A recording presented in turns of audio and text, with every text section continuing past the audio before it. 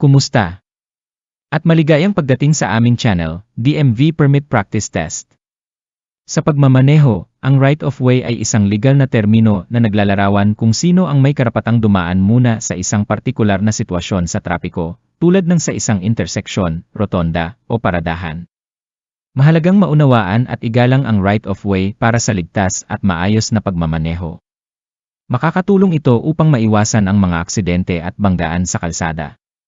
Sa video na ito, maaari mong subukan ang iyong kaalaman tungkol sa right-of-way sa isa sa mga pinakakaraniwang sitwasyon sa trapiko.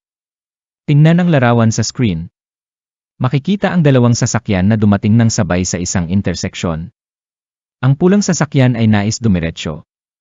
Ang asul na sasakyan ay nais lumiko pakaliwa. Aling sasakyan ang may right-of-way? Ibig sabihin, aling sasakyan ang dapat mauna? Option A, asul na sasakyan. Option B, pulang sasakyan. Mayroon kang 10 segundo upang pag-isipan at i-type ang tamang sagot sa mga komento.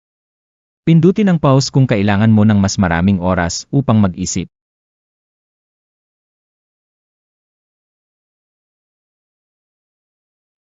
Ngayon, suriin natin ang sitwasyong ito at piliin ang tamang sagot.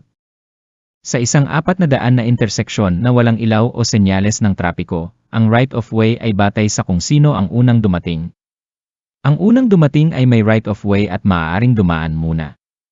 Kung dumating ng sabay ang dalawang sasakyan, ang sasakyan sa kanan ang may right-of-way at maaaring dumaan muna. Ngunit sa larawang ito, walang sasakyan sa kanan ng bawat isa. Gayunpaman, kapag may sasakyang liliko pakaliwa at may sasakyang tutuloy ng diretsyo, ang liliko pakaliwa ay kailangang magbigay daan sa sasakyang tutuloy ng diretsyo. Sa sitwasyong ito, ang asul na sasakyan na liliko pakaliwa ay dapat maghintay hanggang sa makadaan ang pulang sasakyan bago ito lumiko. Kapag nakadaan na ang sasakyang dumiretsyo, maaaring lumiko ang sasakyang pakaliwa ng may pag-ingat. Mahalagang tandaan na laging magbigay daan kung kinakailangan at magmaneho ng may pag-ingat upang mapanatili ang kaligtasan sa kalsada. Inaasahan naming nakatulong ang video na ito sa iyong pag-unawa tungkol sa right-of-way sa isang sitwasyong madalas mangyari sa pagmamaneho. Para sa mas marami pang mga video at paghahanda sa iyong driving permit test, mag-subscribe sa aming channel, huwag kalimutang i-click ang bell button para sa mga bagong update.